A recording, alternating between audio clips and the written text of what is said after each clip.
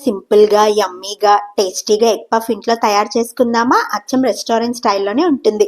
ప్రాసెస్‌లోకెళ్ళిపోదామా మరి? దీనికోసం నేను గోధుమ పిండి తీసుకుంటున్నాను.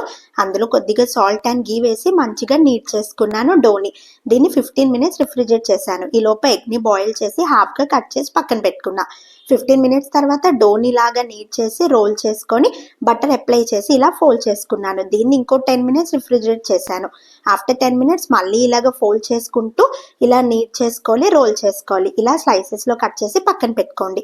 స్టఫింగ్ కోసం ప్యాన్‌లో బటర్ వేసి ఆనియన్స్ మంచిగా సాటే అయిన తర్వాత జింజర్ గార్లిక్ పేస్ట్, రోస్మెల్ పోయిన తర్వాత సాల్ట్, పసుపు వేసుకొని స్పైసెస్ యాడ్ చేసుకోండి. ఈ కారం, ధనియా పౌడర్, జీరా powder, garam masala and pinch of chaat masala. కొద్దిగా వాటర్ వేస్తున్నాను మంచిగా మిక్స్ అవ్వడానికి. కొత్తిమీర జల్లుకొని దించుకోవడమే. ఇక్కడ నేను చూపిస్తున్నట్టు మొత్తం ఫోల్డ్ చేసి ప్రీ హీటెడ్ అవెన్‌లో 200 డిగ్రీ సెల్సియస్‌లో 20 మినిట్స్ బేక్ చేయండి. మీకు ఎగ్ పఫ్ ఇష్టం